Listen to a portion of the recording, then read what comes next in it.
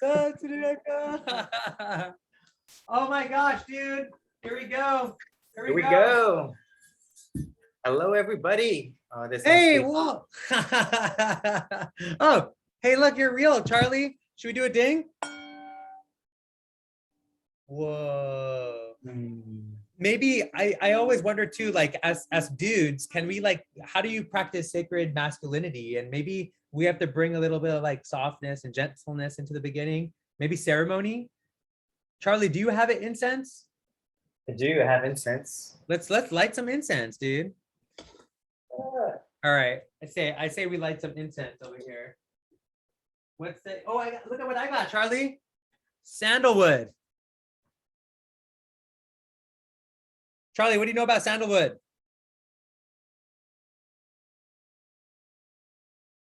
Charlie. I had to grab my incense. What do you know about sandalwood?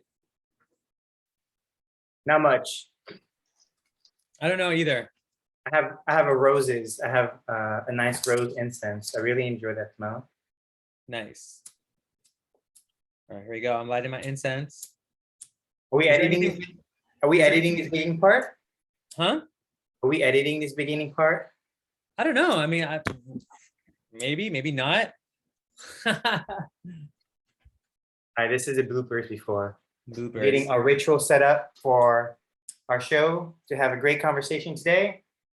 Talk with our audience. Yeah, I don't know what we're doing, but we'll do something. So we would just clip in a intro here. I have some cool intros we can do. Say welcome to the Cosmic Labyrinth, everybody. Welcome to the channel, the Cosmic Labyrinth channel. Channeling. What channel are you on? What channel am I on, Charlie? Can you tell? You're on the TV stereo. I'm on TV stereo. What about now? Whoa! Oh, whoa. You're phasing in through the pink chakra and whoa, the rainbow chakras. Oh, the chakras, dude. Chakra. Is it chakras or chakras? Chakra. Which color? Pick a color, Charlie. What channel? Green. Green? Let's bring nature in there. It's green. All right, here we go. Green. And you want like a darker green? Oh, right. I see that. We can barely see the presentation. Can you make it bigger? I see it in like the cassette tape. Oh, it's like hiding. Yeah, it was hiding the cassette tape. All right, on the Cosmic Labyrinth channel today, we're going to be talking to Charlie Trinity. Charlie. Hello.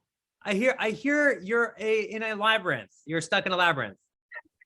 Are you stuck or are you having fun? I'm not stuck. I am exploring it. I'm having fun exploring it. Oh, so you don't mind being in the labyrinth. How beautiful is that? I've been in this labyrinth for a good couple decades. I'm really impressed with that. That's amazing. I mean, I must say, dude, have you found the cheese? I found much cheese, maybe not the right cheese. That cheese gives me plenty of things I don't appreciate. I don't think it's the right cheese you're talking about. There's a very famous song. Oh my gosh, maybe I find this. But can you set everybody up? Like, what are we doing right now? What's the deal? Why are we doing this? And while you're doing this, I'm gonna pop something up in a second. But I gotta share this with you. But I mean, just to let everybody know, whoever's tuning in, a part of this is, you're in a Cosmic Labyrinth channeling. And so we'll be channeling what's going on. There's definitely an agenda, right, Charlie? But really the main thing is for you guys to come on the ride in the labyrinth, and we'll share stuff, talk about stuff. Maybe we'll bring on cool people to talk about really interesting stuff. And maybe we'll highlight amazing people or amazing organizations or brands that are doing great stuff, or maybe cosmic stuff or mystical stuff or scientific. Yeah. I don't know. Charlie, you definitely set it up. We're here to really bring a convergence of a lot of different topics that we really appreciate. And, the Cosmic Labyrinth is a way to bring education together to a whole new level, right? I mean, as we're going to become cosmic beings, I don't think that our current society provides the tools and resources for us to be truly cosmic beings, right? So how about we start something where we bring people who are trying to be cosmic, and they could be the next teachers, but we don't know if maybe the children coming in are already cosmic and they could be teaching us some things, right? What we're trying to channel right now is, what if we brought the convergence of, let's say, education, gaming, and spirituality together, right? And so Indy and I have both kind of trying to channel these three aspects, and the Cosmic Labyrinth is kind of this exploration of bringing, education to a whole new level to really empower cosmic beings. I think we can use the analogy of like a mystery schools, with like a gamification, a hero journey school.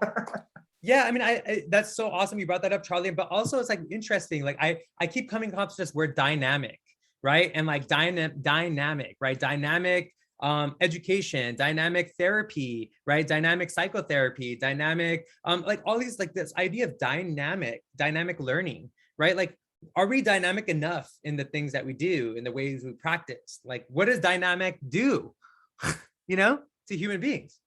Yeah, I mean, it talks about being in motion, right?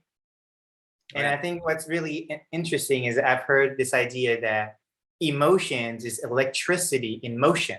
And so we talk a lot about, like, right now I'm studying acupuncture. And so what we study is about these meridians that, are a way where energy, and that can show up as blood, that can show up as our lymphatic system, that can show up also as electricity, right? Bioelectricity running our system. And so when it becomes stagnant, that's why we have to put needles and actually move the energy. And so what we're seeing is things in motion. So we have to keep things in motion, right? Dynamic. And so dynamicism is okay, hold on. Wait, hold that, Charlie. Yeah. Okay, you got to watch this for a second, okay? And you got to get dynamic with this, okay, with me. And I'll explain what she's saying. I'll explain it, right? You got to do it with me. Bollywood dancing. Copy them.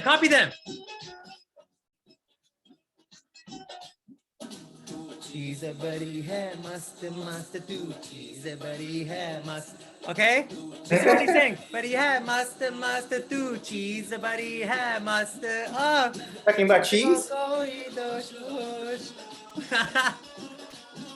नहीं तुझको कोई होश होश मता का दोष दोष तेरा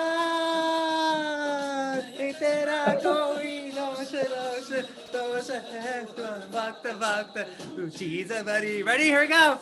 बस तू चीज बड़ी है मस्त. Yeah, you can do it. चीज बड़ी है मस्त मस्त. I can do that too. Okay, hold on. Okay, so what he's saying there, okay, he's saying tu cheese. He says cheese, and like in our language, tu cheese, like a cheese means like it's like a thing, right? You like call a thing, right? So he's saying tu cheese, buddy, have must. He's saying you're a thing that like is just creates like must is a really cool word. It's a very Sufi word. It means like just being like in the flow state. Right? So he's like, you're something that creates the flow state. So it's pretty, nice. Okay. It's a pretty cool, actually, like poem, this song, even though we're like dancing and having fun and his dance is hilarious, but it's awesome too. Like it's actually talking about a poem. That's actually an old poem that's recreated as a Bollywood song. Oh, interesting. Okay. Wow. Cool, right? Yeah. Thank you for the great little cultural tidbit there. Well, I mean, that's dynamic, right? But like, what about the idea of must, like flow states, and talking about that with education, but creating gaming that produces flow states, like, right? Like, what about like education that inspires flow states, right? What about like ecology that inspires like being proactive in anything you care about, ecology or whatever, but actually being must in that spirit of doing something, You say must, M-U-S-T? It's like it's actually like when we write it, we say M-A-S-T, but it's but it is said like must. Okay, interesting. Okay. See it. So the next time you see somebody who's like just having so much fun, they're just in their flow, like they're just like dancing or they're making music or whatever they're doing, drawing or whatever it is. If they're just in it, that's must. That's being in must. Yep. Yeah. So if you were to change it to like today's language, right? People say it all the time, like, "Hey, I feel your vibe," right? Like we're on the same vibe, right? And so I want to be on your vibe. Right. Exactly. Right. Or a lot of people say, I want to have what they're having, right? Like everybody wants to be in that flow state. Right. So I think we long for that. I think one of the things, Charlie, that I think capitalism, like as a spirituality, really messes up is that it's connected to the human need to want more. Like we want more experience, we want more sensation, we want more, we want more. But then like capitalism becomes toxic, the spirituality of it. And then that more it becomes just about material things and not about like connection or play or learning new things or I don't know, trying new things and being curious. Well, I think it also goes back to the idea. I think it's not just capitalism, but in general, everything, right, has a lack of this spirituality. I mean, if we go back to even just, let's go back to the three conversations of having like education. Like we can still break down pretty well where education is not allowing us to have either this flow state we talk about or this spirituality, right? Where we get to be really more in that space where we're inspired to learn, right? Like I don't even remember the last time I was inspired to be in school and really enjoy the information I'm learning. Yeah, and I can't tell you how many students I speak to, teenagers, middle school students, who are like, they're really unhappy right now and they're kind of like losing hope. And like the way they're talking and speaking is like defeatist. Like they're cynical and they're still young. Like they're like, oh, it's going to be bad. And we're like, if they think that way, oh my gosh. And mind you, look at this statistic. This is from a few years ago. Just take this mind. I was like watching this documentary called Childhood 2.0 in preparation for what we're doing, right? And check this out, Charlie. Check this out. Scope this. Death in children ages 10 to 24. Colorado, suicide is the number one cause of death for individuals 10 to 24. Okay, hold on. Just really quickly. Do we care about COVID because it kills people? Right? Sure, yeah. Yeah. I mean, but look at this. That's, yeah. Like currently leading cause of death, yeah. That's even bigger. It's bigger now, right? Hold up. So let's go. We send out, over a dozen imminent suicide alerts every single day. It was such a rare occurrence to see that. Now it is commonplace. He looks like Jeff Goldblum, by the way, right? Like I feel like he's about to be like, let's go to the Independence Day. He's gonna be like, they're gonna take a virus. We're gonna take a virus to kill we're gonna make a virus to kill the aliens. Yes. Okay, hold up. Oh wait, oh my God. Wow, very interesting. Wait. Okay, wait, hold on, look at this. So 2000, look at the statistics for like suicides, right, with kids. Look, it's going down. Then MySpace, and then Facebook, and then Twitter, and then smartphones, and then Instagram. Holy shit, dude, Snapchat. They don't have, by the way, where's TikTok? Wait, this is suicide rate going up? Where's TikTok? I guess probably too early, right? Maybe they haven't had enough research. Should I make this bigger for people to see? Hold on, let me pin this so people can see this. Okay. So think about that right there. Whoa, bro. That is pretty crazy, right? Yeah. So actually, Indy, let's kind of rewind real quick, because I think it's very important for everybody to understand the context of where you're coming from too, right? So I think it's very important to understand like your background, where you were a teacher, and then even before this, what they were asking you as a teacher to teach and what happened, right? Because I think this is very in line with the conversation of today, emotional conversation, right? Emotional IQ and instability in education, right? So would you like to kind of, kind of summarize, but really bring us to where you're at and why this is such an important piece? I will only do this, Charlie, if I can also talk awesome things about you and talk about amazing things. We'll definitely go back between. Yes. Look, if I can talk about how cool the cool stuff you've done and ask you questions too, then I'll share. Okay, is that for fair? Sure? Yes. Fair's fair. Right? I mean, come on. Like, yes. I think, Charlie, and before I even share what I'm going to share about the education and what's going on and my professional experience, along with also my personal experience, like, I must say, Charlie, like, where can we go if we see each other more like knights on a round table? And it's a round table. So, like, what if, like, Charlie, it doesn't matter who's the leader. Like, we're all the leaders. Right. On the round table. Yes. Like, why can't, if I support you, how does that negatively affect me? If I honor you or I care about what you do? Yes. So we'll definitely go back and forth between each of us, as we talk about, the bigger and important conversation, right? Sure.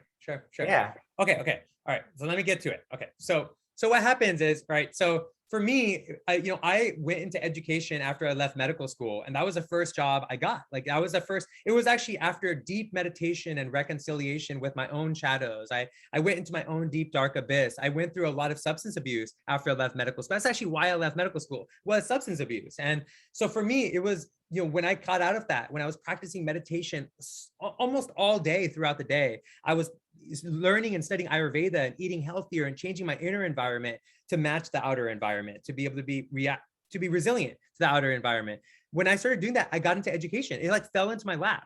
And it was so cool because what I was able to do, I was a super high achieving student. I had a 4.6 GPA in high school. Like Charlie, who has a 4.6 GPA, right? Okay, come on. Can you even get a 4.6 GPA? That's like why? How do you go over? Okay. Special numbers for you guys. We had special numbers. So, like for me, going back into school and bringing education, but bringing mindfulness with education was so potent, especially when I was first started back in the late 2000s, right? Like that was really potent because nobody else was really doing it, like integrating mindfulness while teaching the academic scholastic stuff, right? Like integrating them. Usually that's like, oh no, you're gonna do a meditation class and then you're gonna do a math class.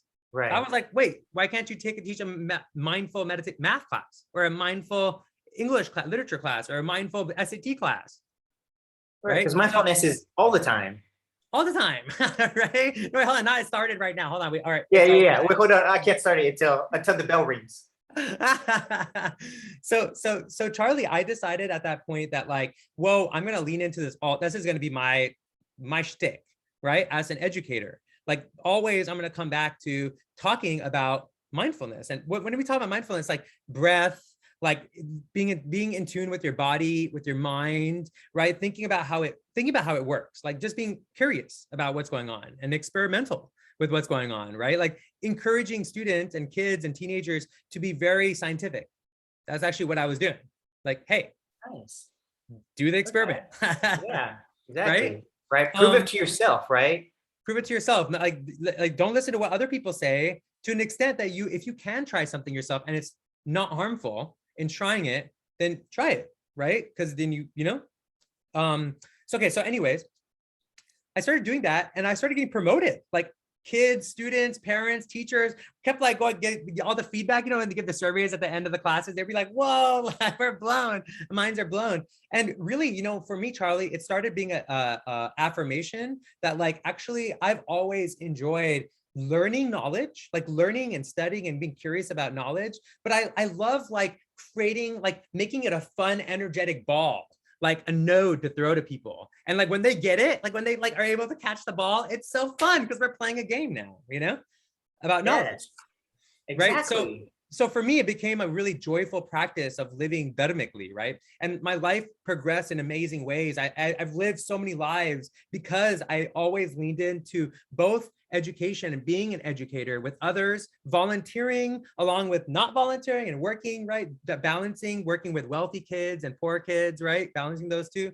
And at the same time, during the whole process, I kept diving into mentorships, like wherever I could find a mentor or a guru or a professor or somebody who is doing somebody who I'm in awe of what they're doing and how they're showing up in the world. I would just be like, how can I serve you? and they would teach me, or they would give me projects that would teach me what they knew, right? And it was kind of cool to learn in that way. And that being said, that's kind of like allowed me to get to this place now where we are kind of like vibrating, where we recognize, and I've been reading Buckminster Fuller about, education. I've been reading, Maslow about education and other great thinkers throughout time. Like, wow, like when education is dynamic and spiritual, like civilization and societies like blossom, like whoa, right? So like if we lean into that, we're just honoring all of our ancestors, no matter where you're from. But if we lean in to like education and making it dynamic and interesting and fun and inclusive, it all of a sudden changes the entire environment. Exactly. Yeah. I mean, it's community, right? And we are just the different colors of that community working together. And so that being said, okay, I can keep talking. I have a lot of stuff to talk about that. And I really am a big proponent these days of understanding that people will learn by themselves they just need to feel, they need to be Inspired? like, huh? Inspired, No, maybe motivated. like I think curiosity, like Oh. I've noticed, like, doesn't matter, like you could punish somebody as much as you want, it won't make them study as well as if they're curious about what they're studying. So if we can get people, students and kids and even adults curious about self-mastery and mastery in the world and the way they want to from that self-mastery, dude, that's next level, right? So, Whoa. so lead us. What happened to your head? My You head lost blew your head off. on that I said like a thing and I made my head blow off. It's like listen, the Matrix was like, whoa. Whoa, blew my head off. That's a great magic trick. I remember we were having this conversation too, right? Like towards the end when you were struggling with also just specifically emotional stability, right? Teaching kids how to deal with their emotions and how actually a lot of curriculums were looking for teachers to teach a version of what was it called? SEL, right? Yeah, social emotional learning. Yep. Exactly. Which at the time was very important, right? Because this is when the lockdowns happened about 2 years ago. And that's where social emotional learning became a big deal because now we had this right now, what we're doing right now, we are on Zoom and Zoom or video chat became such a huge thing in our current culture now, right? And so now we're seeing education being forced to really take into account this new generation that is working through this digital apparatus, which is a laptop, an iPad, whatever, right? And so I think our system kind of ran, I feel like, into like a bug, a system overload, or like does not compute, right? So, and I think you're kind of one of many teachers, right, that are coming out of this system being disillusioned that you're hoping you're really trying to teach kids social and emotional learning, yet you're still till the end of your curriculum still being forced, to teach their version of what social emotional learning is. And when we say there, like I want to like be like really like discerning about there, right? Like I don't think it's any individual person. I think there is a very masculine subculture, right? That is like dominating, like patriarchal, controlling, organized, blah, blah, blah, not dynamic, right? Like the other side of dynamic, our psychology, like psychotherapy, right? In the Western world is very not dynamic. It's like we gotta DSM, and this is, but yet our minds and our consciousness are very dynamic, right? And so we're kind of missing the mark when we don't actually lean into this stuff. And mind you, I've been like, I do stuff, gets great results with the teenagers, but then the administrations don't see the value because they themselves are suffering. Like I listen to them, and when they talk about their suffering. And so how could somebody who's unwell create a space for children that's well? Like I'm noticing that now, like with administrations, with educators, it doesn't matter what you are. If you're not in a space of harmony and balance within yourself, how can you do it for somebody else? Exactly. That's super interesting you bring that up, right? Because I mean, we also have to look at education and how old is this idea of education where we're still teaching things that are so archaic to what we are using of today, right? And that's where it shows that dynamicism, right, is that we've lost. And today, like there's so many people learning new skills, and those skills have to be able to right away turn around and be able to teach the children of tomorrow, right? I think right now there's a huge push. I mean, we're comfortable because we met in the tech space, and this is kind of where the story of connecting in the tech space and seeing tech being such a huge technology push and really trying to change the environment of education, right?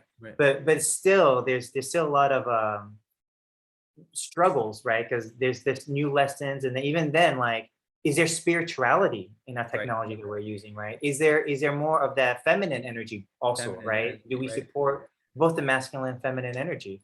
And so this is kind of, and also, Charlie, mythology, right? Like, what is a mythology? We're always writing mythology. Like we are in it, we are mythology, we're sharing it.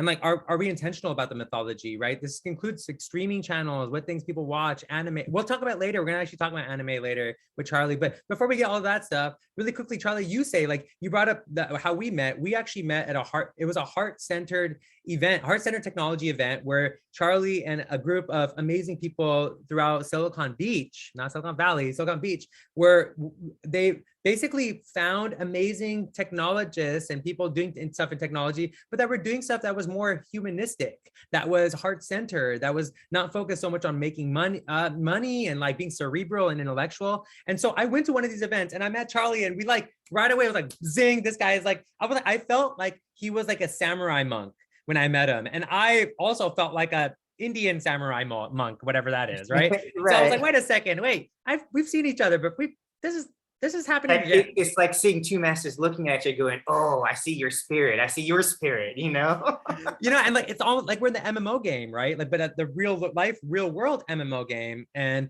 I was like, this is a character we need to team up, like for us to do some cool stuff in this world. And as an MMO game, I'm like, he's got some power-ups.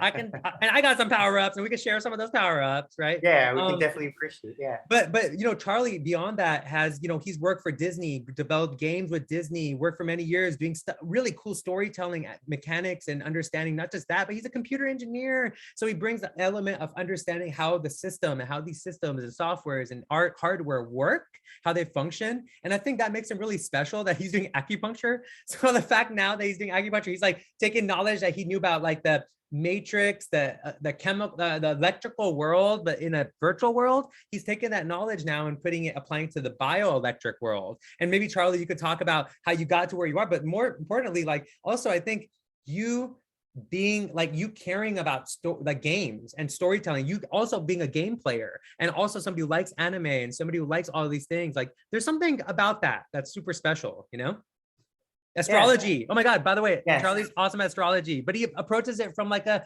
very practical perspective, like applicable and perspective. Yeah, thanks. So, I mean, my story is really, I was always a gamer. I played all the games, but when I was actually pre-med in high school.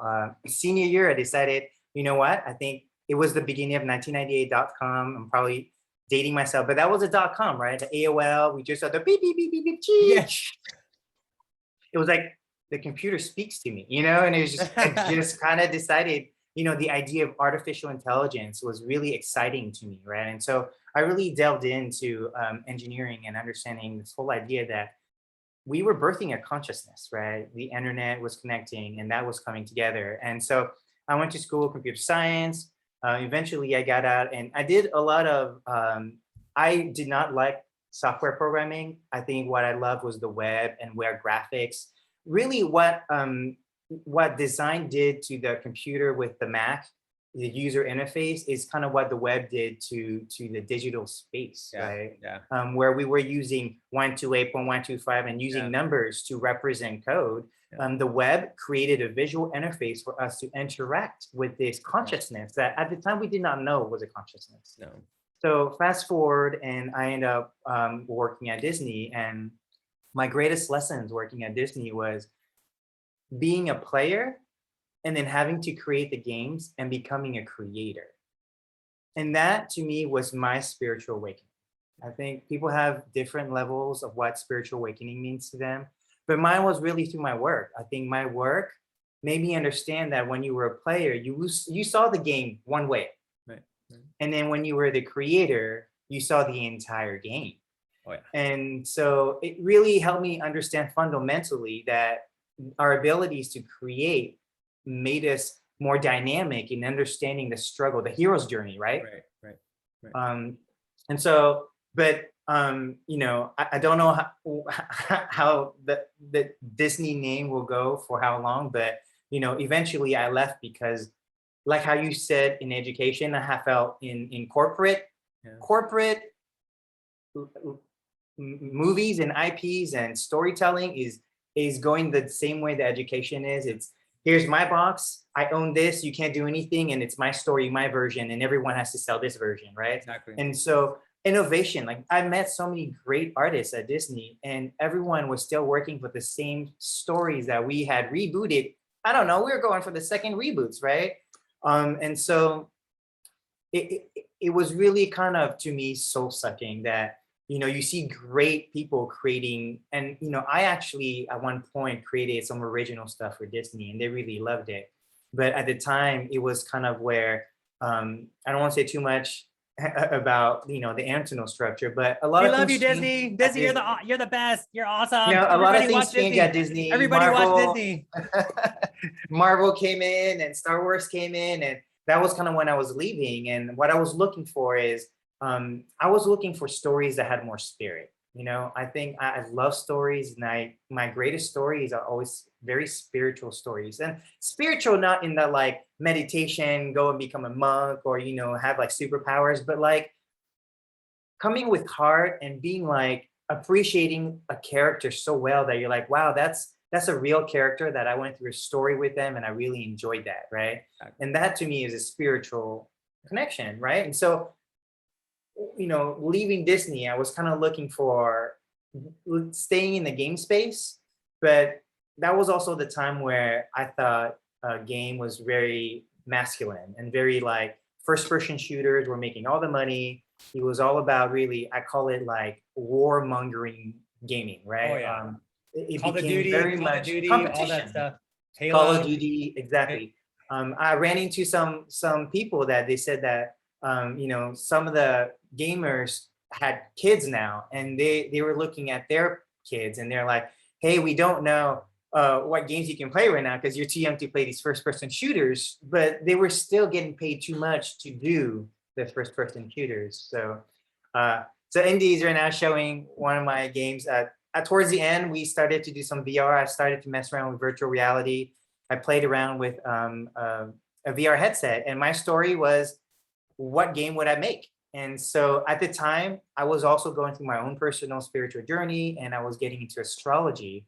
And astrology was kind of showing me this whole idea of how there's a character map for humans, for everybody, for our souls. And so I decided to really gamify astrology, because what I felt astrology was doing is really actually creating the hero's journey. It was really focusing on personal growth. Oh Right. my God, hurry up.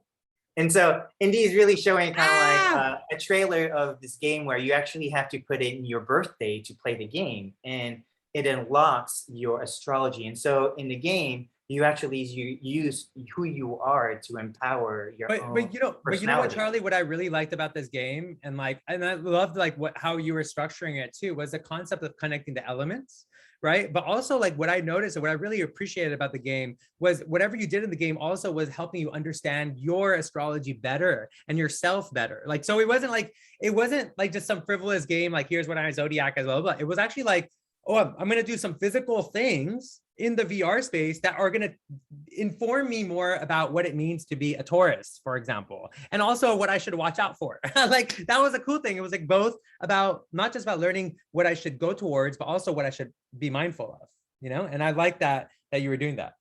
Right, and that was like going back to that mind, body, spirit, right? Like even in the game, when you are in your mind, like playing the game, but your spirit is really learning about yourself, and then the body is that VR movement that you're actually throwing these objects and interacting with the world. And this is kind of where leaving VR to me was like what I call the Truman Show experience, where when I was making virtual reality games, I realized our own reality was the virtual reality. And I know a lot of people talk about the simulation, right? And I think virtual reality is where people start to have these really psychological, like personal self-awareness conversations, right? Like, Minecraft is a huge game that I think kids went, and that was very unheard of, because at the time, what Minecraft was giving was world building abilities. Yeah. And that was, people were surprised because, at the time, first person shooters were making all the money. So when Minecraft came out and kids everybody wanted to create, that was kind of a beginning of that revolution. Mind you, I know a few 10-year-olds, and I asked them recently, like, what do they like about Minecraft? What do they not like? I'm like, what would you want if there was a different game that was like Minecraft, but it could be better? What would you want? You know what they said, Charlie? Tell me. That they want to be able to farm. Like they Farm want to in build a farm Minecraft, themselves. like real. That's so funny. Isn't that weird though? Like that they're like so into it, they're so into watching other people play it, but like that's what they want to do in it. Like what if we could connect doing it in it and doing it in the real world? Like what Exactly. like they want to do it in the virtual world. Like it's in their programming, right? So what if we connect the dots? Right.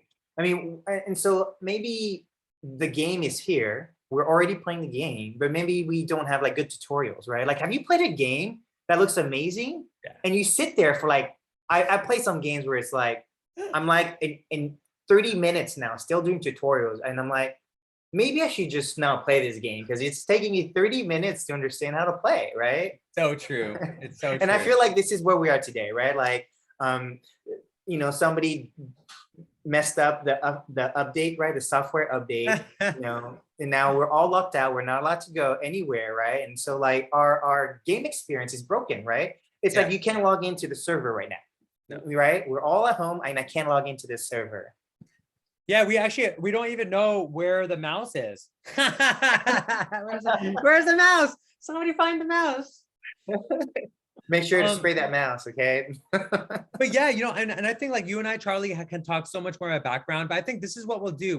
We'll make more of these, and we'll actually, like, this is all, not just talking about what we're doing and what we're up to and what we've done, but also what's happening with Cosmic Labyrinth and to see the progress of Cosmic Labyrinth and what is the experiment, right? It's an experiment where it's a labyrinth, but you get to see kind of where we're coming from. This is a good start. I think like it's also important to like think about and check us out. Like I think super important that we should like check each other out and see what's up, what's going on. Like actually dive in for a moment and see what's happening there, right? Rather than just making assumptions. I think that's the biggest thing we have to be mindful about is making assumptions. But with that being said, Charlie, like let's talk about this real quick. Like I think, I want to ask you this question. Like where is the spirit in education?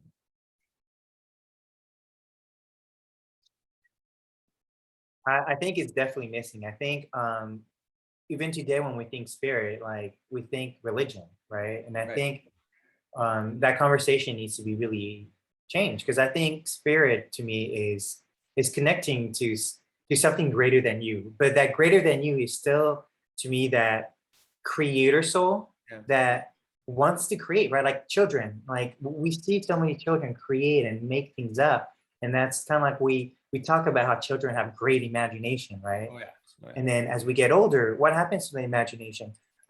We talk about this in improvisation, right? When we do improv classes, what happens? When we talk about neuroplasticity, when we talk about, again, dynamic, right? I think today's education forces us to do a role really well in one place, right? And so what happens when we leave the education system, our reality is a little broken because there's only a few things we can do really well. And we don't have enough of that neuroplasticity to really adjust to a workforce that maybe, like some careers, how long do you go? Like 20 years, right? Medical school. But imagine it like during that 20 years, some revolution change and we stop using electricity or labs, right? Like you learn all these things about labs and suddenly your whole education is changed. Like how would you be able to, like how would we as a culture be able to come to terms with things where something like the internet revolutionized and how much of the internet was put in schools? And it wasn't. Like I had to look for classes to learn about the internet, or I went to work at different places that were learning the internet at the time. So, the education system was not supporting what was happening in instantaneously in the real world. Yeah, and I think too, it's like I think I come back, right? Like, gamifying, right? I think one of the things we've talked about in length is how like, and even like the way that we've done our play shops over the past year, which is hella fun, which is like I said, play shops, like the idea that we are playing in a game already, right? Like already, what if we are playing in a game already? And in that game that we're playing, this technology is like a new way we can upgrade ourselves in the game, right? And so it's not about like escaping the game we're in. It's about getting more superpowers, right? To function even more amazingly. Not function is not the right word, maybe like to to flow and vibrate or vibe or musty more, you know? Exactly. More Like, have you spaces. seen those really funny video clips? Like, I don't know if TikTok does it too, but like they show like, did you know how to ever use this? And there's something that like socially, culturally, I've learned some stuff with like even the bathroom Oh, yeah. things you sit on. Like Yeah. I was using it a whole different way, and I watched a video where it showed me how to do it. I'm like, that makes so much sense, right? But like, Yeah. no one told you that. I didn't go into the restroom. There wasn't a video for me to watch that, right? So, you know, how much of things will evolve, and are we as a culture supporting, you know, the next generation who, you know, let's be real, like the kids who are like 20, 21 now, they're going to be the peers that we work with, you know, they're going to be the ones that we work with to support kind of an innovation. Oh yeah. Oh yeah. And maybe they also might be more in the decision-making roles and be participating in decision-making, or at least learning about what that means and the responsibilities that come with it, right? Like, I think like we don't challenge with love, you know, each other and you know, avoiding conflict. That's a whole nother conversation. But what if we approach conflict through game play? Like, what if we actually are like learning about how to deal with conflict through playing? And playing a game, you know? Actually, well, I personally, you know, for me, gaming has been a very spiritual experience. The idea of like, you have to understand the symbolism, because in gaming, one of the things that is super great is the idea of lives, and they're represented by hearts, right? And so when you think about it, isn't this kind of like when people say like, you have so much heart to keep going, right? And when you lose heart, you just don't have energy to keep going, right? And even in astrology, we give the strength card to the lion who wants a heart. Even in Wizard of Oz, looking for heart of courage to be bright, right? Because when we're afraid, when we don't have courage, is when we can't go on. And so in video games, we know what I learned is like, don't give up. As long as you have hearts, you know, we can keep growing, right? Zelda, I mean, my favorite game, Zelda. Oh You know, yeah, the Zelda. lessons you learn, you have more hearts, and you know, it's almost kind of like cats have 9 lives, right? Why? Maybe because I have no idea where, but that would be a really funny skit to have, where cats have 9 lives. But you know, the idea of hearts. And so for me, I really, you know, learned a lot about that struggle, right? Like you play, you know, you have 10 lives. The first three, you do it. You like, you know, you try to go through a platform game really fast. You're like, oh, that's dangerous. You like back off. You're like, can I do it really fast again? Oh, you lost 2 hearts. You have two down. Maybe you're gonna hit that jump a little bit more carefully this time, right? And then you get there, right? And so isn't what that is about, you know, learning anything in life? You try it, you screw so many times, but as you get older, it's almost like you have so much heart to be able to try things, right? Or hopefully we hope that we as we get older, we should have more heart rather than be more afraid of things. Yeah, and it's funny you say that too, because in video games, same thing. Like by developing skills or tools or like mastering different things, you actually like helps you not lose lives as easily, right? Like you're able to deal with the demons or the characters, the bad guys, the villains, right? But we also have personal shadows and demons, and so maybe it's kind of like approaching those inner demons with that kind of mentality. Like, wait, I have these lives, but like I can make my lives be stronger by like learning, you know, whatever. I can build tools. And usually you also, I mean, so the idea of gamification, I think was great, but I think again, that spirit of gamification was lost, right? People focus too much on the progression and progress versus the spirit of gamification is actually that curiosity that you have 9 lives. Right. So play around until you go, okay, maybe I should take it more seriously, right? Because the idea of gaming is the exploration, right? And that's why I think a lot of kids watch other kids play, because a lot of times you're just exploring the world and being really silly in that world. Oh my God, right? Charlie, we should like make Cosmic Labyrinth. Like we should like allow players to start with 9 lives. Yeah. And yeah. Maybe cats. Well, we could have different people. We could have different like cat lives. We can have dog lives. Maybe they're bigger hearts. That's if they find the Easter egg to upgrade or like change the, you know. Well, I think in astrology, there is actually a connection to the different levels of maybe hearts. We can talk about mana or like emotional powers, right? And I think I really want to play with the idea of like Dungeons and Dragon was one of favorite like very like geeky games, but I think done well for both the male and female audience. I think the idea that we can use your astrology and use that as your character chart, right? So you have more heart, maybe if you have more passion, more fire, or HP, right? Right. You have more constitution if you're an earth sign. Oh yeah. Right, you take a beating better when you have an earth sign, right? Oh yeah, big time. And the idea of potion, I think there's some games. I know The Witcher is one of a lot of what we call exploring games, when you have to explore the world and then you have to make your own potion. So there's literally like skills of herbology. I mean, there are games where you have to train your skills of herbology. Look at this. This is the elements. Exactly. So this is called Magic. Yeah, this is. Okay, it's not exactly Magic the Gathering. The yellow is a little different, but yeah, it's very much the 4 elements with Magic the Gathering type game mechanics. This one is like Akash, like ether or whatever, Okay. Look at the dark skull. Oh, Yeah. crystal skull. Crystal Skull. Right, we're giving you guys what's it called when you get like what is that called when you Easter mess egg. up? No, when you mess up the ending of a thing. Spoiler. Spoiler. Oh, spoiler alert. I'm Spoiler alert. I'm just Spoiler giving you a alert. spoiler alert, right? That like Indy throwing out spoiler alerts. there is to come, and as you learn more about what is going on at Cosmic Labyrinth in the laboratory, there's crystal skulls that are involved, and those crystal skulls might need a little bit of love. They might need a little bit of mana. They might need a little bit of energy. You know what I'm saying? Wow, that's a very interesting occult knowledge there with those skulls. No, dude, I'm anti-cult. Occult. I'm anti-cult.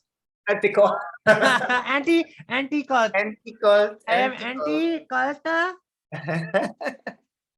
Right, but I think thank you for bringing that up. Let's really lean into that. That's conflict, right? Let's lean into conflict in a playful, dynamic way, right? Like, how do we mitigate like becoming a cult, right? How do you mitigate and what is cult bad or good, or is it just something that happens where consciousness goes or where consciousness flows?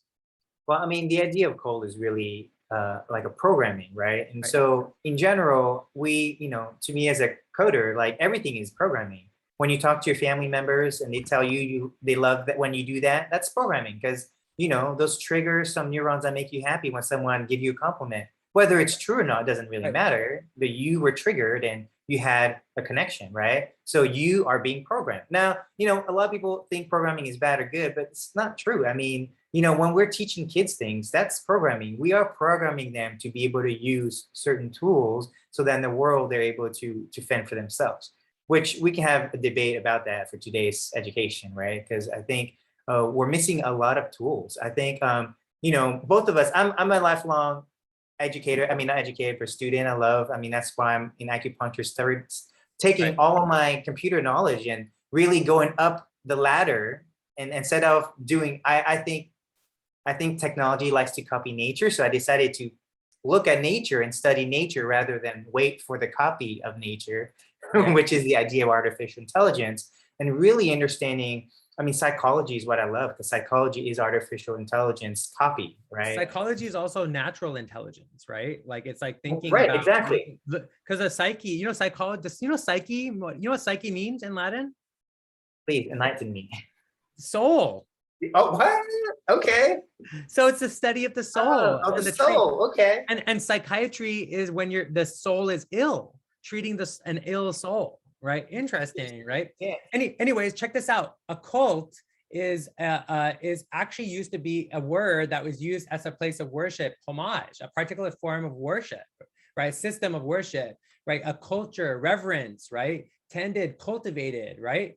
But then it stopped being used, and all of a sudden at the end, and then all of a sudden, this is how it's used in 1993. Right, so look at where it came from. Right, talk about language. So they changed the wording so that it was, I guess, more organized. But right? This is it. Look at an organized group of people, religious or not, with whom you disagree. With whom you disagree? Oh, that's interesting. Okay, look at this. Cult is a term which as we value exactness, we can ill do without, seeing how completely religion has lost its original signification. So like you see cult was used as a positive word in the history, right? Because you can't have a religion without a cult. Like no religion has ever existed without a cult. Right. Right?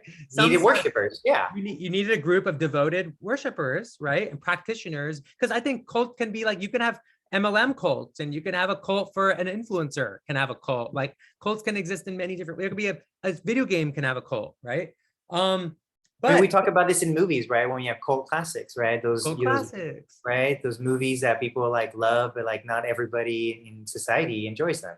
So I think one of the my hypothesis is that if we approach the cult, idea of cult keep contemplating, asking questions on how can we make a harmonious cult, right? How can How about it's called the cult of you? cult of you, right? And you're your only worshiper. Yeah, exactly. Right? So nobody to argue with, nobody to fight. It's all about your Actually, I don't know, dude. Sometimes I get into pretty big fights with myself. But you know what though? But you bring up a good point. That's maybe we have to appreciate the paradox, right? Like for us to create a movement that's meaningful, we need to create a cult, right? Like for it to affect and benefit the most people and the most animals and the most nature and plants and fungi, for it to really be, it's got to be a pretty powerful cult. So maybe we have to be very like paradoxical about it, right? Like actually be like unafraid of like, hey, wait, are we going the wrong direction? Like Charlie, your beard's getting too long, bro. You always got to ask those different people who are gonna like go against the grain and say, are you doing this for the right reasons? Just to test people. And I think that's the benefit also. Like, I'm really happy to have people like Brachi and Sarissa and Kelly and even Mick and even people in my life like Diana and some other people that I care about. Like they, especially the women, they check me. Like I really love having people in my life who check me. Like if my ego's getting out of order, if I'm getting too like, I don't know, vibrationally like overwhelming, or I don't know what the word is, that when we get too powerful, that's not healthy, right? Yeah. And I too like much. being checked. I mean, it probably goes to the idea of power, right? I mean, because there's so much control. There's a lot of power and control, right? And this is where like power, was it absolute power corrupts absolutely or something, right? Oh yeah, yep. Right. And so this idea of like everything has to be, round robin, like the power has to go around because, there's a lot of energy when people are listening and then following, people who are, and maybe control is a bad connotation of the idea of like, people in leadership Right. And an inspiring role. And I think that's also a place where like today, like, we don't have great leaders and we don't have communities that we can have like role models that we meet in person, right? I think that's where we're kind of lost too in today's societies. There's not a lot of who are your role models in your community that you can talk to. It's not someone that I met on any of my social media, Definitely. Yeah, big time. I think so. And I think, so I wonder, like, I mean, I think even with these conversations, like, I wonder like how or when we should like stop and do other things. Like, I mean, I also want to make things like if somebody even stuck around this long, right? Like, I feel like we should like treat them with something. Do you have any music, Charlie?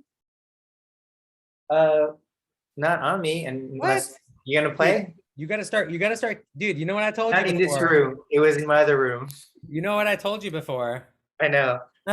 My instrument all the time with me. You gotta have your instrument, bro. Otherwise, it go. doesn't work.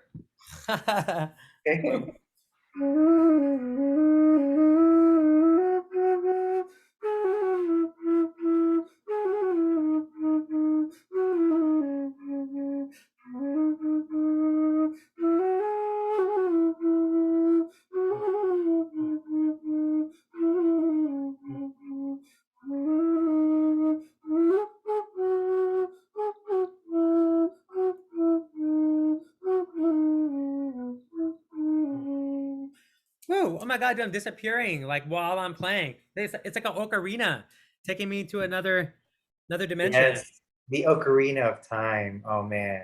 What a great game, dude. So dude, you are co-host. So I welcome you to like pop up, share whatever you want to, because I know you had some stuff prepared, but I think also, we should like share a little bit about like like some of the stuff like that's inspiring us. Like what is the culture? Like what's the pop culture like? What's kind of motivating us right now, like in our own lives, but also like why does that make us special and how we like relate and connect and make something that actually will resonate with the youth, you know? Yeah. So yeah, I mean, I think we should definitely talk about what are kids watching these days and what are some things that would be interesting. Because we grew up also, for us, it'd be the same thing would be comic books, right? We grew up with comic books, X-Men, DC, Justice League, which, we are grown up and a lot of us are in movies. And so that's why you're seeing a huge reboot of like all of the superheroes that we grew up with in comic books. Oh yeah. So what's really interesting is, across the pond in Japan, I'm a big fan of anime and I've been for a long time or some of the earlier stuff like Akira and some of the 90s stuff. But still, the modern stuff I really enjoy. And there's some shows that have gone from like 12, 13 seasons, still going strong. Everybody's still waiting. So, my story with a lot of what I love about Japanese animation is that they've really been able to, even for us too, in comic books, they push the envelope of what the mind, body, spirit, and where you get these superpowers of abilities that are like mind blowing because they've gone beyond their ability of their mind to be limited, right? And this is kind of like there also is a lot of philosophy. Like I'm right. super impressed by that Deep amount of like, philosophy. Yeah. I mean, what's really interesting is a lot of their comic book writers and artists are so educated. They have bring so much psychology and some very deep, like like things I would have never thought about, but really breaks your boundaries of where your psyche can go, right? You eating his arm. I'm smelling So right, I feel like a lot of kids are watching a lot of anime now, and then you've also confirmed that with me. And I've talked to a few like teenagers, boys now who just graduated, and they like talk about what's the thing anime. what are they into? There's like a few big hero. What's that? Yeah, My Hero Academia. If you search that, Is it wait? A lot of these like have astrology, dude. Because I've noticed when they're showing me stuff, or I'm like studying it, checking it out. I mean, if we go back to really the foundation of everything, it's just archetypes, right? And so these characters are written very well like archetypes. And I think, you could have a great argument about like most great characters if they are realistic, they have a lot of the archetypes of either astrology or even the Japanese or the Chinese have the I Ching, which is very much, they broke down the idea of spiritual characters and how you could have the different characters, but like there's certain character traits that just couldn't mesh together. And so that's why like when you find characters, you're like, that's not a very real character because they're traits that don't really make sense. And so when people say like, oh, that's such a great character, a lot of times because their personality matches with a lot of their nuances and what they do. So in this show, it's really what I call the X-Men remade, but it really brings up, instead of X-Men where they are really looked at in the wrong way, what's happened is there is a dichotomy in society where certain X-Men superpowers that look interesting, that look cool and strong are seen as hero skills.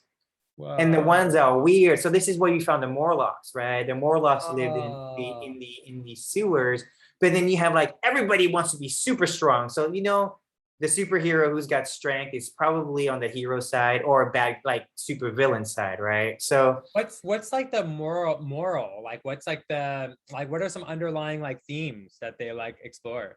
So on the surface level, you see why children are motivated to become heroes or to become protectors of society and what they believe they're holding up the law. Okay, so law-abiding citizen, right?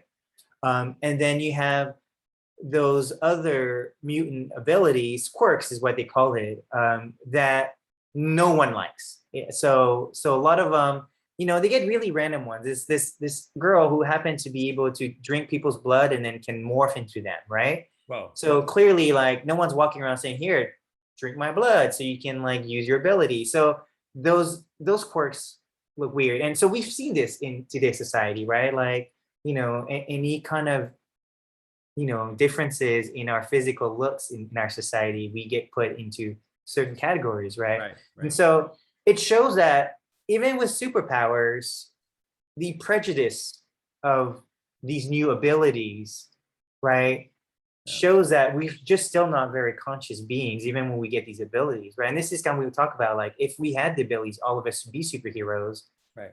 would we be dangerous to ourselves because of our low consciousness of these abilities, Yeah. right? So what's great about this anime, and what's great about a lot of these animes, they actually will be set in the teenage days. And so in Japan, high school is a very big time for kids to really become what I call like left brain drones, really focus on the getting ready for work. And so their creativity, what happened is gets kind of turned off. So they go to anime and they go to comic books to really allow their creativity to flourish. So a lot of these stories are really strong, like high school coming to age Yeah, stories. that's actually funny. I used to watch my niece and she watched Yeah. a lot of them, right? And she like, And that's why the Very- X-Men stories was very important during the 90s days, right? Like we well, grew up I with love the Yeah. X-Men, dude. Yeah. And so X-Men particularly, right? Because like when you see DC, and this is kind of the conversation of like DC, the old gods. Well, I'm not gonna be Superman. I'm not a Kryptonian, right? Like you're telling me he's an alien. Yeah. You know, Batman was my closest relative because he's a human who's just, neurotically rich. Well, and you so look all at of Harry, us you wish- look at Harry Potter and Hunger Games, and like, I mean, I guess that's not just a coincidence. It makes sense, right? Like, Right. you would But even Harry Potter, high school kids, when they're learning to have their ability, so Hunger Games too, right? When the teenage and that ability to really survive and use their force, right?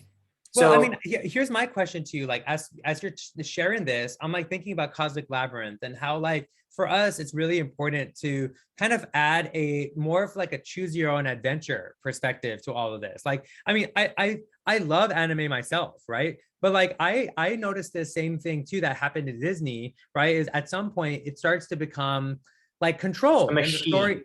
and also the stories machine, are also yeah. have agendas, right? Like they Right. come from a place of agenda. It's a money machine.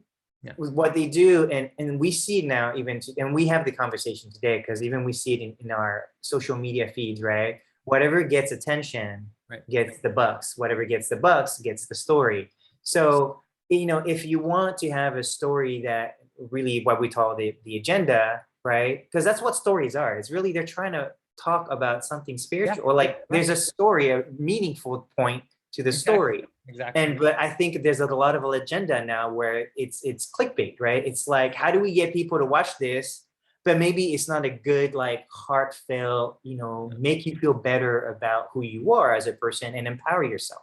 Exactly. Or to be curious, right? We talk about curious, right? Right. Or to be curious, right? So or willing that's- to change and grow. willing to change, right? So I think that's kind of where for us it's going to be important. Like, and I noticed this too with a lot of like young people I connect with is giving them the opportunity to create their own character, right? Their own character who could be themselves. That's anime, but that's also real. That has many dimensional avatar, right? The avatar that we see in the real world, right? And that includes us. Like, I want to have my own anime, right, of me. But I think like we're losing this aspect of focusing so much on other people's stories and these stories that are projected to us, right? And we forget that we're already living a story, and we're living in a game, Right. And we could still be in an anime, but like, what if I don't know, there's ways we can explore this, and we're going to talk more about this later, but we are talking about metaverse stuff, right? And like, this is important to think about, is where is the metaverse where people can create as well? And this is where we've also now, I mean, we've talked about gaming, we've talked about education, but let's be real, let's talk about spirituality. The spirituality are the abilities we're talking about. All these abilities of psychic abilities, astral traveling, lucid dreaming, psychokinesis, recognizing things when you touch it and feeling the soul of it, and be able to connect to your family members through a soul connection. Those are the spiritual, I think, what I call the soul abilities are awakening. And that's why a lot of these superhero stories are becoming so prevalent, right? But again, this is by the way, Charlie, look at Wim Hof, right? Yes. Like Wim Hof, they're like, oh, how is he killing bacteria in his body? He's like killing it with his breath, right? But like, that's a power you have to practice, and anybody can do it. It's not, Wim Hof is not the only person. Like, anybody can. And speaking of anime, there's a ton of anime that actually will use in their abilities it's their breath. They go, you're doing your breath wrong. And they will practice their breath until they go, you've mastered ultimate breath attack. And you're like, what? Whoa. Right? There's an anime that is called Demon Slayer, and they talk about practicing these breath, because really, actually, one of the methods for them to become like the way to rank yourself up into these fighting abilities is how you can actually maintain the Wim Hof method 24/7. Yeah, that's awesome. And so what happened is they have these superhuman abilities to like move fast, be strong, be very in tune with things, because what happened is they're doing this really high intense oxygen breathing, and so they're forcing so much oxygen that they're running on this really high octane, abilities. And Look at this one of these Sailor Moon characters, her Yes. power is playing the harp. harp, She's making music. She's like creating vibrational. yes. Speaking of astrology, I mean, right there, the moon, there's Jupiter. I don't know if that's Neptune or Uranus, or Mercury and Mars. I What does she have? What is her power? think she's Venus, because the heart, right?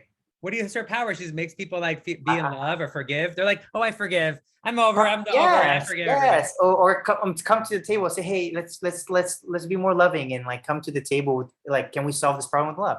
I really don't know. I haven't watched Sailor Moon in a long time. So I think, Charlie, this kind of brings up the idea of like, these are great in watching an anime or watching cartoons or whatever, right? It's great. I've like watched so much cartoons in my life, I can't even tell you, right? But like, how about the next level, the dynamic aspect of it, of being like, hey, here's some cool ideas. Here's what this character is doing, but can we do it too? Can we learn? And can we learn from Charlie? Maybe Charlie can teach me how to play the harp or a musical instrument so I can have musical powers. So if somebody like, I'll give you an example today, Charlie. I was walking on my walk here. I passed a baby. There was a store. There was a baby crying. She was like maybe like 6 months old, 7 months old. She's crying. Her mom was putting her in the stroller. She didn't want to be in the stroller. She's like, get me out of here, right? So I just started playing the flute. And I'm like, hey. And I started playing the flute. I played the flute for literally like 30 seconds. She like smiled and laughed, and she was like, and then they walked away. And I said, bye. It was so awesome. I have to say, with the uke too, I get the same thing, right? I go out too, Indy. I do have my uke when I'm out. Maybe not in the same room. But now. Yes, so, I do know. so music has power, Yes. right? And Yes, like, but now two things are wrong, right? One, we don't end up with teachers who are dynamic and spiritual and understanding and tolerant and loving. Sometimes they get too like hardcore and they make us not like music, right? Too masculine, too rigid, right? And the other side of it too, it's having the curiosity to like play whenever you feel like it, wherever you want, like being curious about experimenting with music, Yes, right? yes. Because you have to play. You can't get away with music. You have to play it. Exactly. And feeling into it too, right? I think not too often, I think people kind of look at those who can hear and recognize music as like the top of music abilities. I think those who can actually feel the emotion and feel the, like, I tested myself, right? Is understand the chords and feeling the emotion of each chord and the type of emotion that the chords play, because that's really connecting to that vibration, right? Oh yeah. And that's how I kind of like, I explored chords, actually not knowing anything about chords, but I was going through different emotions to see which chords would really tune into which emotion I was having. So Right. I think even in exploring music, I think anything, we have to allow children and everybody to access music or access whatever in a different way. I mean, I think play is important, right? Like, I mean, we can keep coming back to this over and over again. Like, it's like, I think there's no way around it, Charlie. Like, we have to start playing, and we have to play through things that also have conflict, that give us conflict, that give us challenge, that challenge our sense of even identity, like to play through that rather than being like, oh, I don't want that, Yeah. And I think what's great too about music is being able to play with other people, right? Right. Like in a band, or learning like, like when we've played a couple of times, and the few times where like I've been with you and you've had other artists who were able to like just I played a few chords and they like just jammed on top. I was like, wow, this is so magical that we're able to communicate with no words and just music. Just music, right? And I think that's important too, to talk about how, like, for us, it's going to be important to build almost like a virtual, like, connecting board, right? Connecting, like, a virtual board game for people to meet with people, like, who can inspire them like that, right? Like, I think it's important that people start to connect with people around the world, right? That are so excited to share, like, so excited to share healing, so excited to share music, so excited to share food or farm work or farm connection to farms and land, right? Like, we talked a lot about, like, building the virtual labyrinth for also the communities that are already out there doing great work, right? And that want to share. Exactly. And I think that that point about playing and curiosity is so important too. I mean, that's definitely, and then that's the idea why we say the word spoiler alert, right? Because we want to be curious still. We want to know what's going to happen. But if you tell me the ending of the story, I'm no longer curious, right? True. So true. So true.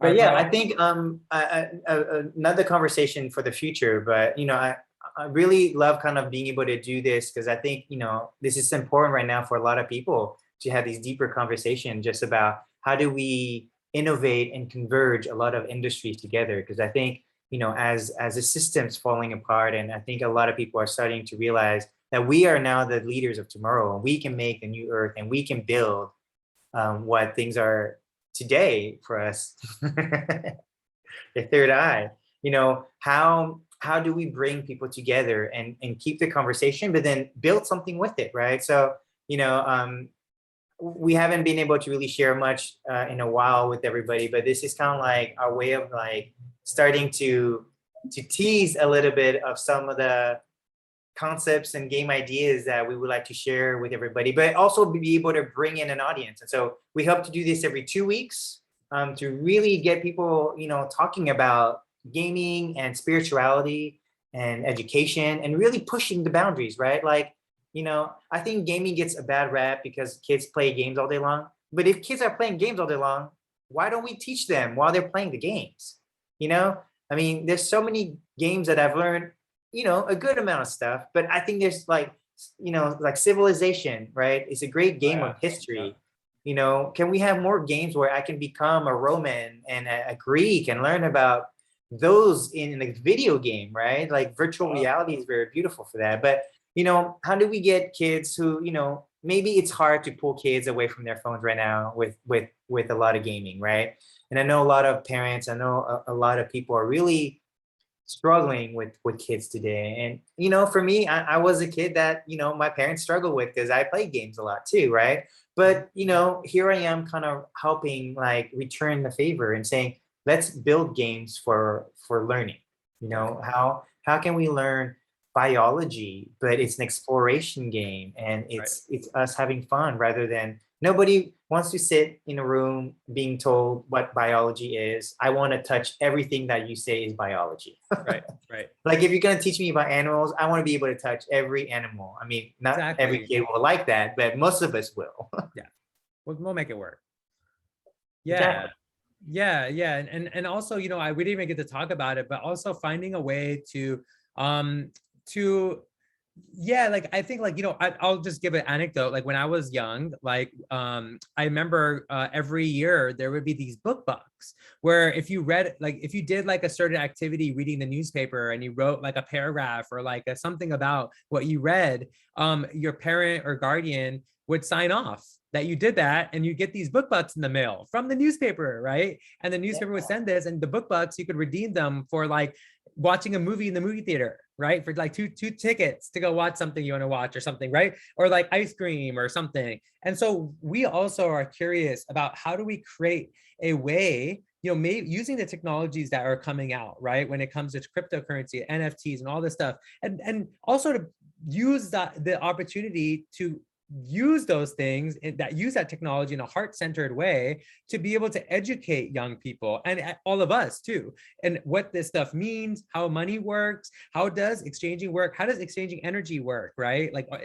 are we done with the way it works, or can we continue to innovate and create around it? And mind you, those book bucks, I got real things that usually those places want money, right? They want dollars. And I didn't give them dollars. I read something and I was 10 years old. I read something, I earned that money, and I went and used it with somebody who agreed with that exchange. So I wonder if we can find ways that where kids and anybody is exploring self-mastery throughout what the labyrinth we create, that they actually can get something back for that. Right. And we're going to talk about cosmic kits. That's more spoilers that's coming. You know, we could like even show there's we have stuff for cosmic kits to honor people like that. But we also are curious what more we could do when we build a system, right? Like a different system that's not Disney and it's not Facebook or Instagram, then what is it if it's heart-centered? Like, what if we create a heart-centered Disney? What if we create a heart-centered Facebook or Twitter or TikTok? What does that look like? Yeah, or heart-centered Xbox, right? Xbox, right? Yes, Minecraft, yeah. heart-centered Minecraft. Exactly, right. Yeah, and this, this book that you talk about is very similar to the idea of Dave and Buster, right? Like you play video games and then you got these coins, and these coins gave you physical items, So I was dude, me and the basketball hoop. Yeah, right.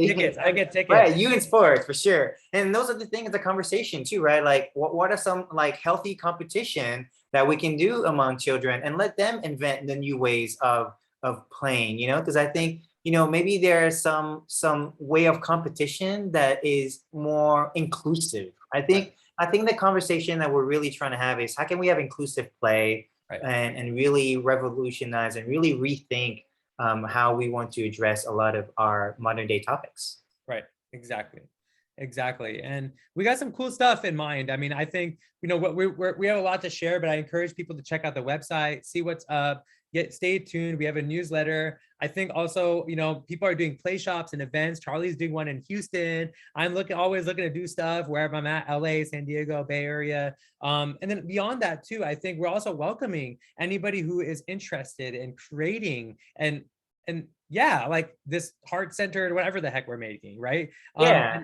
I mean, we're looking for anyone who wants to really share anything that they know to other people that's important, anything from like spiritual to body to mind. It's important like right now to understand stretching and how to, make sure that, we're all on the computer a lot. So like, what are some good stretches?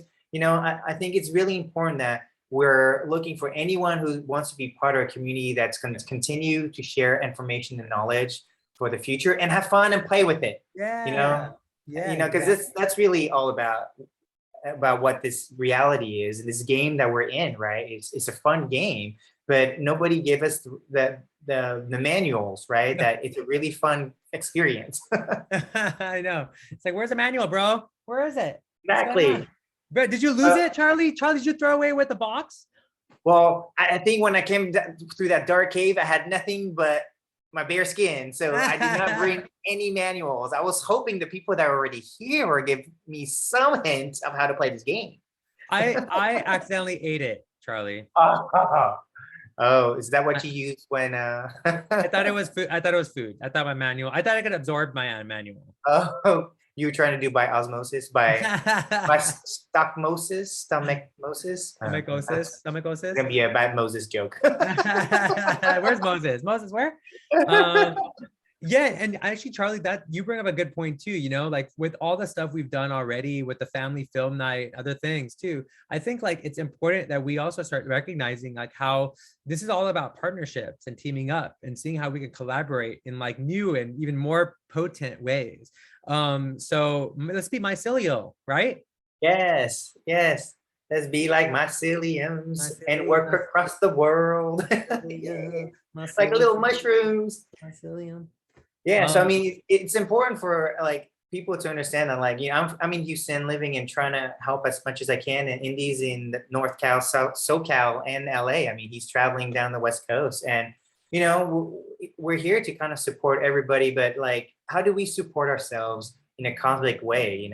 Because I think we're doing our like dharma or our work, our mission work, helping our community in our local area. But, sometimes it's important to connect on a higher plane. And so we're hoping that this is us connecting on a cosmic level so that we can find other cosmic students and teachers that want to be able to share cosmic knowledge of the future, of yesteryears too. I mean, but we all have some fun days when we go back into the past to recognize some ancient knowledge that should still be working up today. So exactly. Yeah, it's important. So I mean, let's keep rocking and roll, Charlie. You feel complete. I feel pretty good. I feel like we can, yes, I feel very happy, excited to also be here. And I guess in 2 weeks, we're gonna keep trying to make these go for every 2 weeks. We're hoping to get also chat. So please leave your comments, any kind of fun games and ideas that you think we should check out and eventually bring into the show. And we want to really also talk about, we'll bring in also really awesome guests to really support this conversation. Yeah, it's gonna be exciting. We'll definitely have some cool people inviting the next one, maybe some special guests, maybe some more music, maybe some more Bollywood dancing. I'm just kidding, but maybe we'll have maybe we'll have other cultural dancing from another culture, right? So yes. Okay, yeah.